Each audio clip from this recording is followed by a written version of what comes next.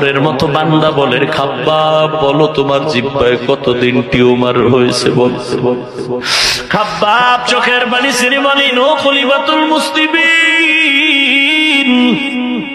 আল্লাহর শপথ জীবনে আমার কোনদিন জিহ্বার মধ্যে টিউমার হয়নি। তাহলে তোমার জিহ্বায় কেন গোশতের আলাদা পাত্তি টুকরা দেখা যায়? খাব্বাব চোখের পানি ছেড়ে বলেন, ওরে ওমর, রাসূলের হাতে কালেমা পড়ার অপরাধের কারণে আমার এলাকার বেঈমান কাফেরেরা আমার হাতে পায়ে রশি লাগায় পাহাড়ে নিয়ে গেছে। পাহাড়ের মধ্যে নিয়া আমার হাতে পায়ে রশি লাগাইয়া পাহাড়ের কাটা আইনা আইনা আমার জিহ্বা বের করে একবার ঢুকিয়েছে, আবার বের করেছে। আর বলেছে, খাব্বাব কালেমা ছেড়ে দিবি কিনা বল। আমি চোখের পানি ছেড়ে ছেড়ে কথা বলতে পারি না, দিলটা মাওলার দিকে ঘুরাই দিয়েছি।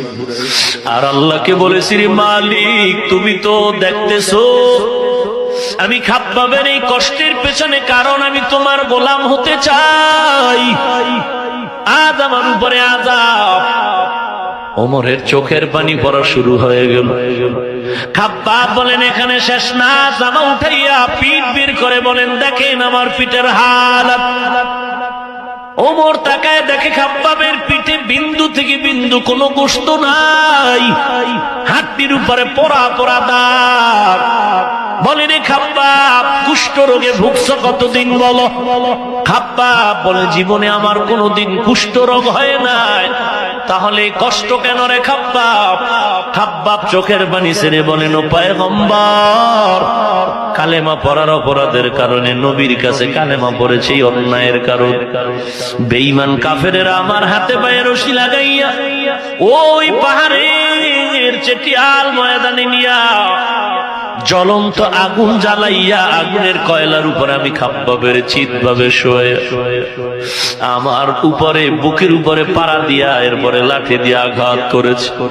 আর বলেছে, খাব্বাব কালেমা ছেড়ে দিবে কিনা বল। ও খলিফাতুল মুসলিমিন ওমর, ওই সময় আমি আসমানের দিকে তাকায়ছিলাম, আর ওই আগুনের তাপে আমার পিঠের গলিত চর্বিগুলো পড়তেছিল, আমি নিজ কানে আওয়াজ শুনতেছিলাম। আমি আল্লাহকে বলেছি, উদার মালিক, আমার আজকে কষ্ট শুধু কালেমা পড়ার অপরাধের কারণ। আজ আমি কালেমা না পড়লে কষ্ট হতো না।